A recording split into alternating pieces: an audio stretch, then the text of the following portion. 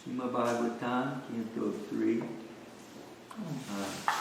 Chapter 1, Question 5, Vidura, text number 42. Grab these glasses. Okay. Samya Anushoche Tam Araha Tan Patanam Samyanusuchetam Harapantantam Samyanusuchetam Harapantantam Vatre Paretaya Vidudruhe Yaha Vatre Paretaya Vidudruhe Yaha Patre Parataya Vidurhe Yaha Niryapito Yena Surit Swa Purya Niryapito Yena Surit Swapurya Niryapito Tena Surit Swapurya Aham Swa Putran Samanuvartena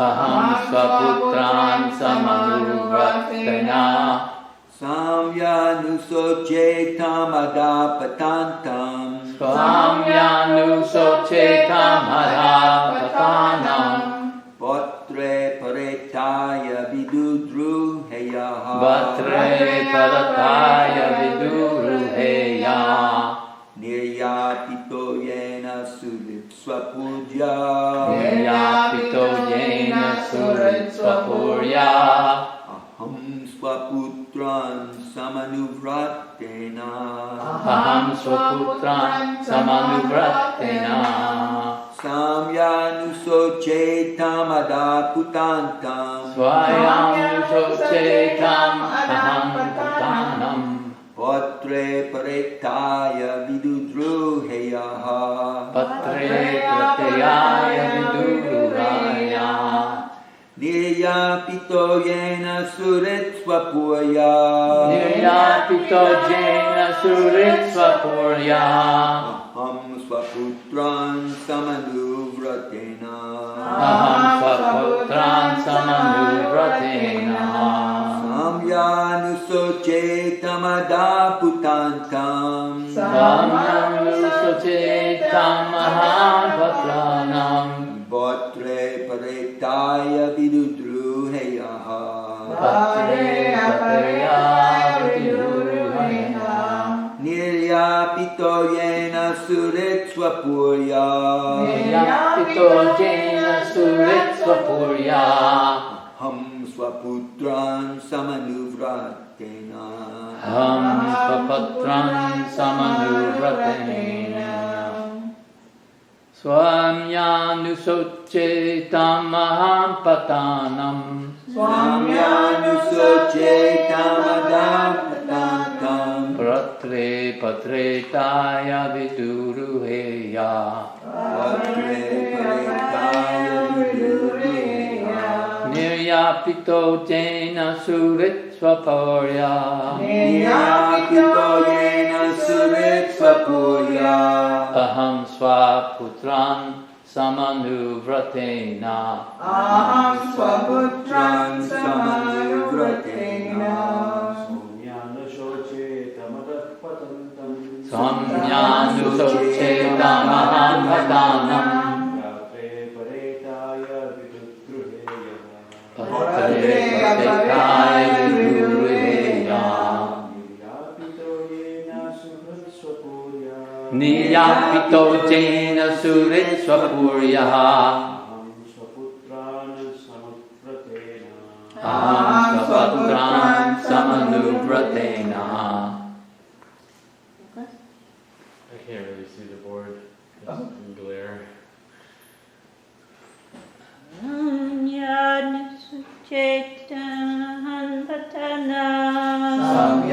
Samyanusochetam Aham Patanam Vatre Prataya Viduruheya Vatre paretaya vidudruheya Niryapito yena suritsvapurya Niryapito yena suritsvapurya Aham Swaputram Samanuvratena Aham Swaputran Samanuvratena Samyanusochetam adapatantam Samyanusochetam Adapatantam Patre paretaya vidudruheya Patre Prataya Viduruheya Niryapito yena suritsvapurya Niryapito Jena Suritsvapurya Aham svaputran samanuvratena Aham Swaputran Samanuvratena Samyanusochetam adapatantam Patre paretaya vidudruheya Niryapito yena suritsvapurya Aham Swaputran Samanuvratena Aham svaputran samanuvratena Samya, Samya, O gentle one, Anusoche, Anusoche, just lamenting, just lamenting, Tam, Tam, him, him, Adapatantam, down, gliding down, gliding down, Potre, Padre, on his brothers, and his brothers, Paretaya, death, death, Vidudruhe, Viduduhe, revolted against, he voted against, Yaha, Yaha, one who, one who, Niyapita, Niyapita, driven out, Yena, Yena, by whom, by whom, Surit, Surit, well worship, well-wisher, Swapuryaha, Sapuryaha, from his own house, of his own house, Aham, myself, myself, Swaputran, Saputran, with his own son, with his own son, Samanu, Samanu, Votena, Vatena, accepting the same line of action. accepting the same line of action. O gentle one, I simply lament for he, Dhritarashtra, who rebelled against his brother after death. By him I was driven out of my own house, although I am his sincere well-wisher, because he accepted the line of action adopted by his own son. Please repeat. O gentle one, Gentle one, I simply lament for he, Dhritarashtra, Dhritarashtra, who rebelled against his brother after death. who rebelled against his brother after death. By him I was driven out of my own house, although I am his sincere well-wisher. Although I'm a sincere well-wisher, Because he accepted the line of action adopted by his own son. adopted by his own sons. Srila Prabhupada's divine purpose. Vidura did not ask about the welfare of his elder brother, because there was no chance of his well-being. Only news of his gliding down to hell. Vidura was a sincere well-wisher for Dhritarashtra, and he had a thought about him in the corner of his heart. He lamented that Dhritarashtra could rebel against the sons of his dead brother, Pandu, and that he could drive him, Vidura, out of his own house on the dictation of his crooked sons. In spite of these actions, Vidura never became an enemy of Dhritarashtra, but continued to be his well-wisher. And at the last stage of Dhritarashtra's life, it was Vidura only who proved to be his real friend. Such is the behavior of a Vaishnava like Vidura. He desires all good, even for his enemies. Thus ends the Bhagavatam purport to the 41st verse, first chapter, 3rd canto, Srimad Bhagavatam. Questions by Vidura.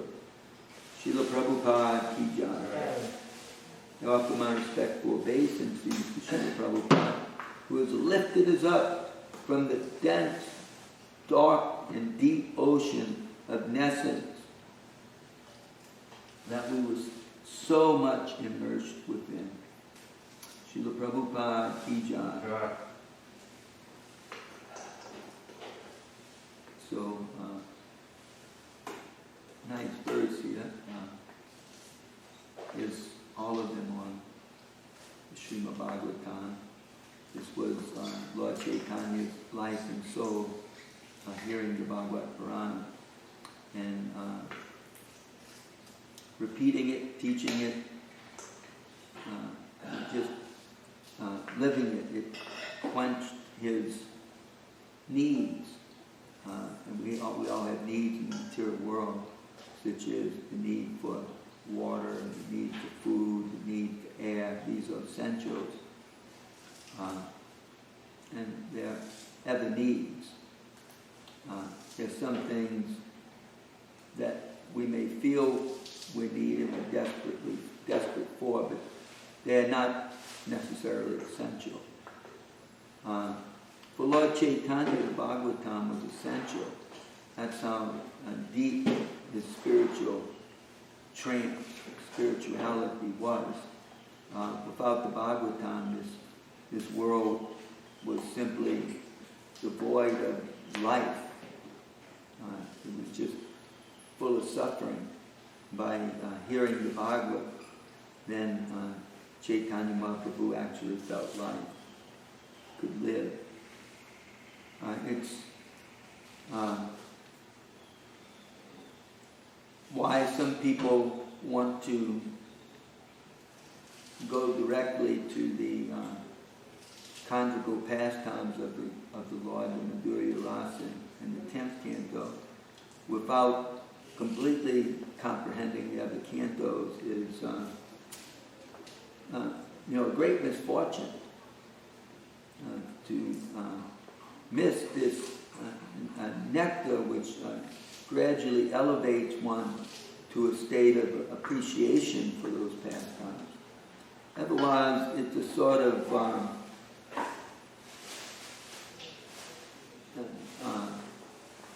diving into or entering into a place where one doesn't belong or one would be unfit for. Something like ourselves in this material world. Actually, we're unfit for this world as a spiritual being. But we come here seeking pleasure, misusing our minute independence, thinking that there is happiness outside of Krishna consciousness. And it's just a matter of establishing ourselves and developing our assets. But all that we accumulate simply turns into dust. And therefore our self, the soul, is like often compared to a fish out of water. We're like a fish out of water in this world. We work hard to make our place in the world, and we do our best to enjoy it and help others to feel that pleasure and satisfaction. And all for it simply to turn to nothing. Whereas the devotee is just the opposite. In Niyamama, he sees that nothing is mine in this world. Nothing is mine. It is all Krishna's. So if Krishna sends me something, it's Krishna's. This is all Krishna's. And the devotee is finding satisfaction in Krishna consciousness. And in reality, it's not just a hypothetical, theoretical thing, where, we say that and it's theoretical. But to experience it, it has to be put into practical application. At Niyamama, nothing is mine in this world. Everything is Krishna's. And when we utilize it like that, and we're trying to bring home the pleasure to Krishna, often thought of in terms of devotees returning Lakshmi to Narayan. Because in this world, all the wealth is going to individuals' sense gratification and not to the worship of Narayan. Of course, not all of it. The devotees always offering to Narayan. But the vast amount of people in the world are utilizing wealth for sense gratification. So the devotees, they take the same Lakshmi, the same wealth of the world, whether it be in the form of money or land, various assets, and we utilize it for Krishna's glory, for Krishna's service. Everything is for Krishna's service. Like you see devotees building houses, and everybody has to have a house to live in. But for the devotees, they'll be for Krishna's pleasure. And they'll have a big temple room, often right when you enter the house, commonly known as the living room, the main room where you would host guests and people would have some sort of entertainment center. Devotees will have a big altar because the center is Krishna. And we invite the people over, our guests, and first thing is the darshan of Krishna. And the programs for Krishna's pleasure, chanting before Krishna. In this world, Krishna appears as the Murti because he derives pleasure from his devotees, singing to him, offering him food, coming and cleansing him and dressing him and treating him like a family member, or treating him as their worshipable Lord, developing their relationship with him. So devotees, they're utilizing everything in Krishna's service. There's nothing used otherwise. Our needs are fulfilled, just like every creature's need is fulfilled. We don't see that the bird's needs aren't met, or caterpillar's needs not met. The worm's need is met. Everybody's need is met. It's just the human beings who go beyond their needs, who have some difficulty, anxieties. It's commonly called lust, anger, and greed. Because our greed and our lust isn't satisfied, we become angry and create all sorts of ill karmas for ourselves. But every creature is simply satisfied by the Lord's arrangement, meeting their needs, even in this world. So the devotees' needs are met also. It's not that, you become a devotee and your needs aren't met because all you do is giving all your needs to Krishna. Krishna doesn't want our needs. He's got his own need. But his need is simply the love of his devotee. Our needs may be the air and some food, and some water. Krishna provides these things. There's no problem. Some shelter so, we're not rained on or we don't get too cold. We can somehow ever escape the heat. That life's short in this world. We may have to be prepared for invalidity in old age if we live that long. But then, the needs are met. One's given some bed. There's some arrangement in even such a condition of life. So Krishna meets the needs of all living entities, especially his devotees. Actually, for a devotee, not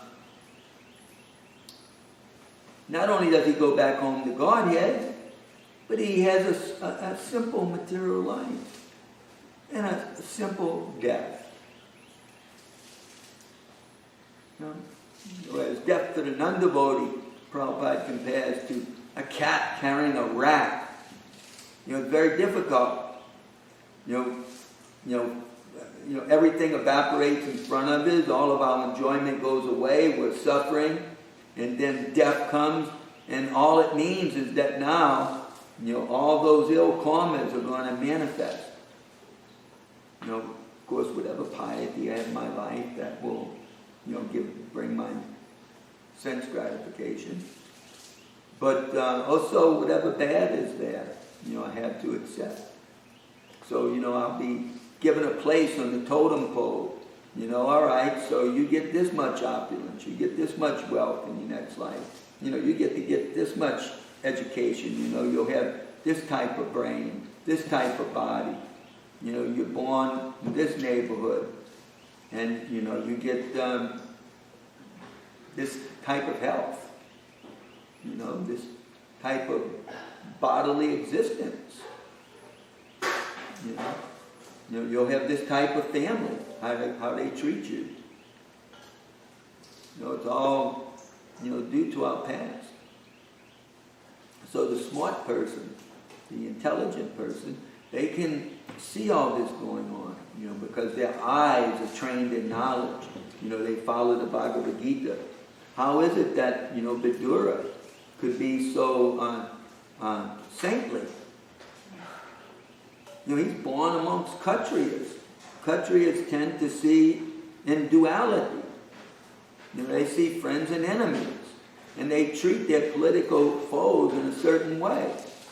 You know, they're very cautious for one thing. They may keep them close and play very diplomatically. But they don't trust them. And they're always ready to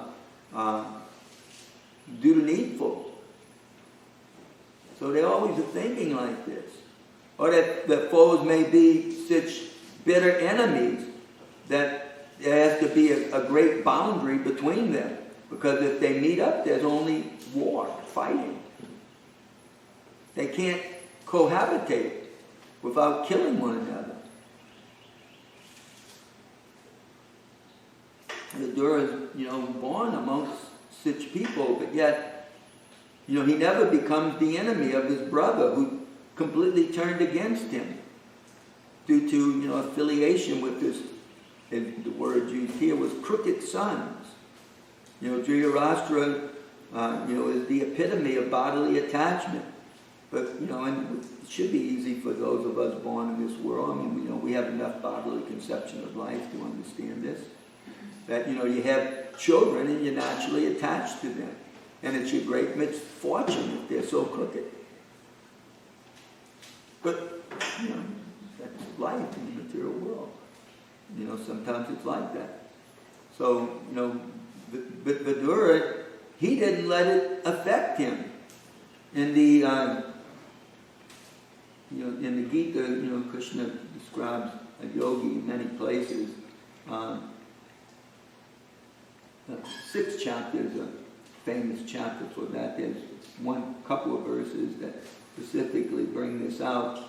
In the 8th and 9th verse, Krishna says, a person is said to be established in self-realization and called a yogi or mystic when he is fully satisfied by virtue of acquiring knowledge and realization.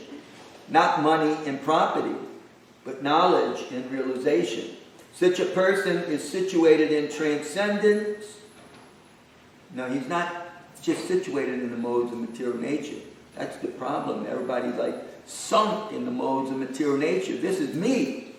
This combination of Rajasic and Tamasic and Sattvic modes. But no, that's not really us. You know, we have to be immersed in transcendence and develop all those transcendentally good qualities, transcendental qualities. A person is situated in transcendence, and what does that result in? Self-control. Not the opposite. The opposite, you know, of lack of control is from being immersed in the modes of material nature. Devotees, you see, devotees develop so much self-control.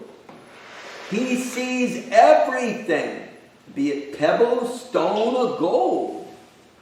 It's the same. Nobody else sees like that. We see gold, it's in our pocket. We see pebbles, we kick it aside. You know? A person, 9th verse, a person is considered still further advanced when he regards honest well-wishers, affectionate benefactors, the neutral, the mediators, the envious, friends, and enemies, the pious, and the sinners, all with an equal mind. There's so many verses in the Gita, you know. The mind has to be fixed on transcendence, then that mind is our friend. But when our mind is immersed in this world, it's our enemy, because it's making us more and more attached to something that's going to be a bitter pill in the end. Here it is, I've been given this life, I've been given the opportunity, I've come to Krishna consciousness, and then I've given it up. Or I haven't taken it seriously enough. And again I've become simply attached in this material world, only to result in a never birth. I have to go through the whole game again. When I had the opportunity all I have to do is just, become a humble devotee. And, that's where the difficulty comes in. Just become humble devotee, but there's this opportunity to gain. But to gain what? To gain material things. That's just temporary. Devotee, is of a different nature. I mean, like this Vidura. I mean, how is it? He has his home. He's kicked out of his home. He didn't make some plan. He didn't even go over to Yudhishthira's side and wait to get back. When Vibhishan was kicked out, he went over to Ram's side and later was crowned the emperor upon the death of his brother. But Vidura didn't even go over to Yudhishthira's side.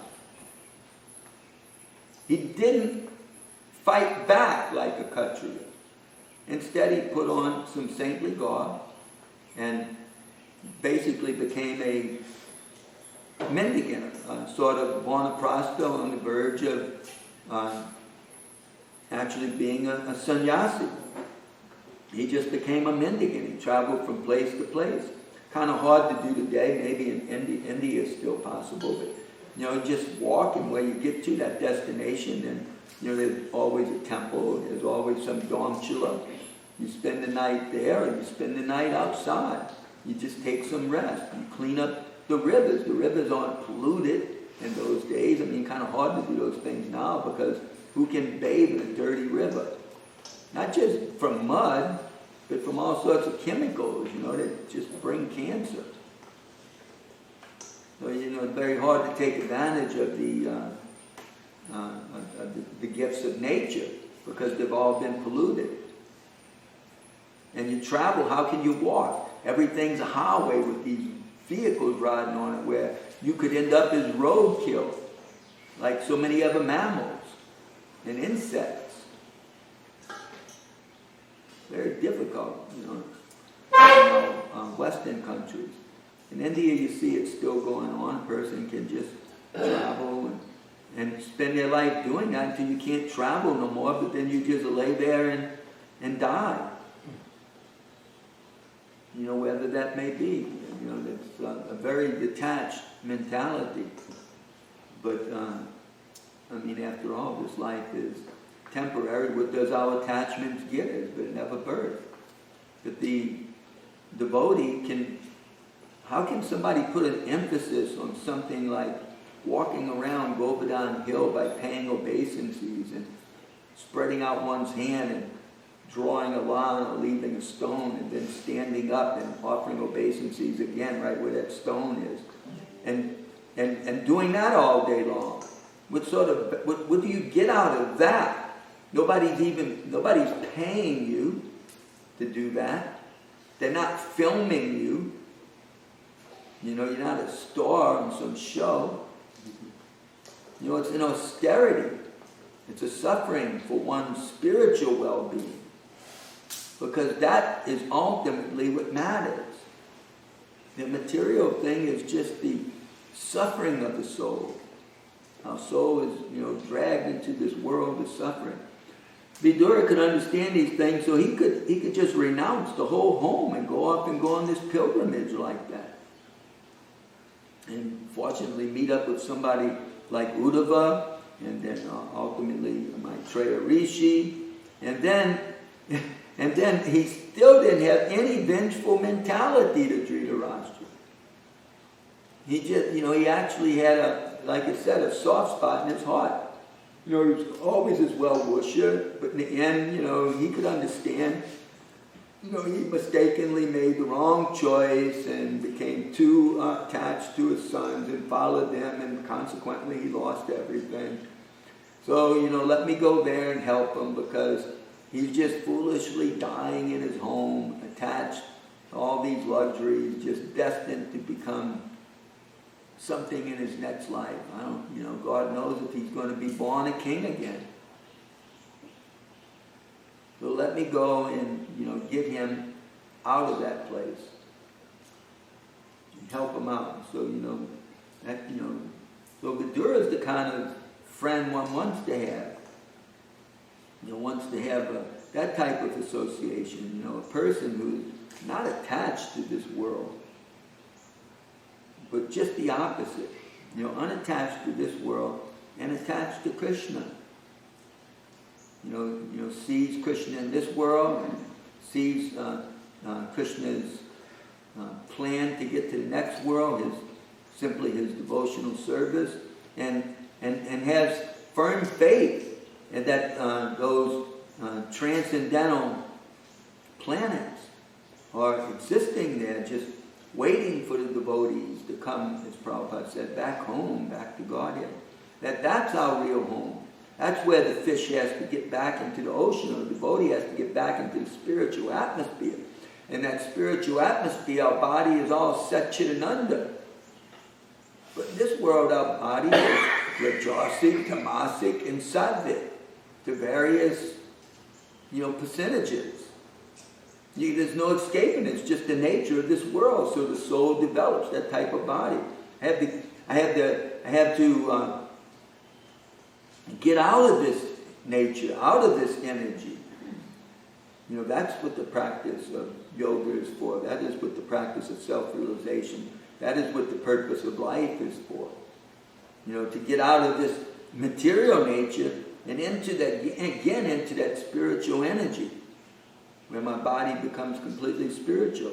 And we can see that this is a very difficult thing for people to do without the help of Krishna. But with the help of Krishna, somebody like even Putana, who didn't have any qualification, was demoniac. The soul in that body was demoniac. But that same soul taken out of the material energy and put into the spiritual energy develops a spiritual body and becomes Krishna's nurse in the spiritual sky. Because there is no tamasic and rajasic and mundane goodness in the material and the spiritual world. It's all Suddha-sattva, completely spiritual. The energy is completely spiritual. And we are completely spiritual. We may be jivatma, but we're completely spiritual. We may be very tiny, but we're completely spiritual. So when we enter into that energy, then our spiritual senses develop. When we're in this energy, material senses. So the whole idea of yoga is to keep the senses purified, because if we become too tamasic, too rajasic, or even too sattvic, we may completely ignore the real purpose of life.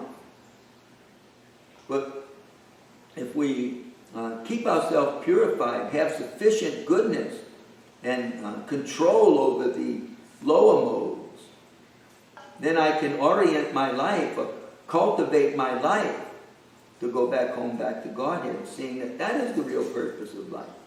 Not to work hard just to build a big home. Sometimes it takes all one's energy. Sometimes one is fortunate and they can do it in nothing flat. But then people on different rungs, and all of a sudden you may have the house, but then you have this huge mortgage that you have to pay off for the next years. And you don't get any younger. What if all that was done when you were older? Now you have to work, because if you don't pay it, they take it away from you. So one has to be very intelligently operate in this world. Everything's temporary. We don't want to get too attached. What comes by destiny, by Krishna's arrangement, then we can utilize it in Krishna's service. But it's not that it's required that we all have a lot to work with in Krishna's service, like Pundarik Vijayanidhi, the father of Mahaprabhu called him his father because he was Radharani's father in Goloka Vrindavan. He is Radharani's father, but he appears in Lord Chaitanya's Leela as Pundarik Vijayanidhi, and he's a rich guy. And he utilizes everything in Krishna's service, but sometimes people can't tell, because a rich guy means that he has so much opulence. He drives a different car, and he's usually well groomed. He can have the best of shoes, and all these different things. But yet, Pundarika Janiti was a very great devotee.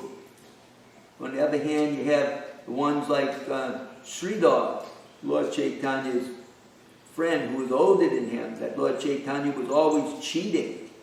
You know, he just had a little shop where he would sell the products made of bananas, not the banana tree. You know, you make cups, and you know, you get parts that you would eat, and you know, some banana flour. You know, he would sell all these different things. That's how he made a living, and he would take half his earnings and use it to worship Mother Ganga, because they lived on the Ganga. But it wasn't just for practical purposes that the Ganga provided them, you know, the place where they bathe and wash their clothes and clean themselves, and the water that they drink. And at the same time, it was all holy and purifying me from my sins and enabling me to go back home to Godhead. It wasn't just for, you know, it was for those practical reasons of spirituality, but not just for bathing and drinking. It was because, you know, Krishna is dear devotee that I can worship, you know, that has touched the lotus feet of Vishnu and is being held on the head of Lord Shiva, and has, you know, come here for the purification of all the devotees. So he would do like that. But Lord Chaitanya would come and just rip them off. And there was this great rasa between them. He was so poor that, you know, clothes didn't fit. He lived in his shack. You know, he only had one cup to drink out of, and that had all kinds of patches on it. You know, nobody would drink out of a poor man's cup, especially during a pandemic. You don't know what kind of disease they have. You know, people don't eat after other people like that. But on the night of the eternal kirtan, when Lord Chaitanya chastised the Chand Kazi, he drank out of that cup of Sridhar's. Personally drank out of Sridhar's old cup. Well, Sridhar didn't have anything, and he didn't want anything, and people would say, you know, why, you know, do you just do this chanting? You know, you're hungry, you don't have anything, that's why. He would say, I have everything. I have something to eat, I have clothes to wear. There's no problem. So completely, in the material world, two different opposites, but both of them great devotees. What comes by destiny, by Krishna's arrangement, we simply accept in his service, and we don't work hard to keep up with the Joneses or the materialists. You know, that will only bring us anxiety.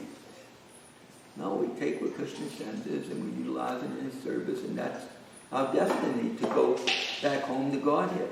Not to chase after material necessities or you know, exaggerations of those necessities. You know, lust and anger and greed. So I'll stop here. Any questions? 6 minutes. I was going to say that the Bhishma, yeah, it's true that he then became emperor of, or king of Ravana's kingdom, but he didn't know that Ravana was going to accept him. It was, you know, for him to speak truth to power at that moment. And he wasn't accepted. It was right. If it wasn't for Ram and Hanuman, God knows, you know, because he would accept it. You turned against your brother, why won't you turn against Ram? They thought it was a trick. Yeah. They all were convinced to agree. They're Rakshasas. Yeah. So it was pretty risky stuff for him to do that. Now, of course, Vidura, he's Yamaraj. He knows what the future is. The thing is, you're getting advice. Dhritarashtra is getting advice from Yamaraj. You're going to be in front of him in his court. Duryodhana. You're going to be in his court. He's giving you advice. It's a completely different, I mean, it's an incredible, you know, just that whole... And, you know, it's a great misfortune, because it wasn't like it was just Vidura, but it was, practically speaking, it was the father who raised him, Bhishma also, telling him practically the same thing. And even the person who taught all of his children, same thing. Both of them, Kripa Choy, Indrona Choy, telling them what was best.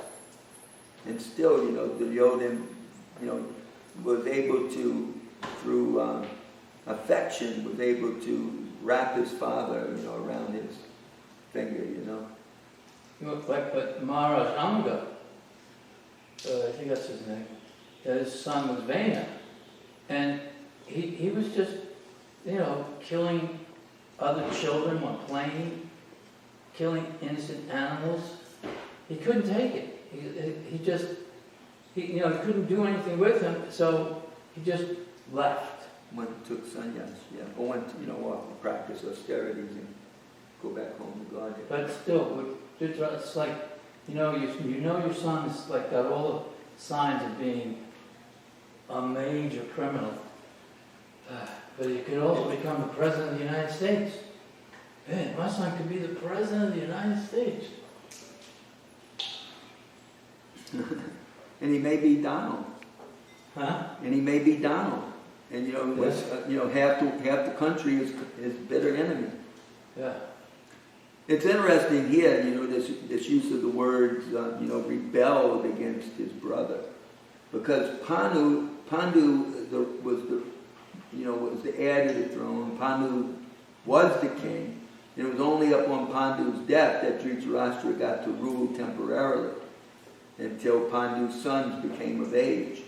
But he rebelled against his brother and attempted to steal the kingdom from them. And Pandu, when he first became king, he went out and conquered all these other kings and brought back. Which was something Dhritarashtra couldn't do.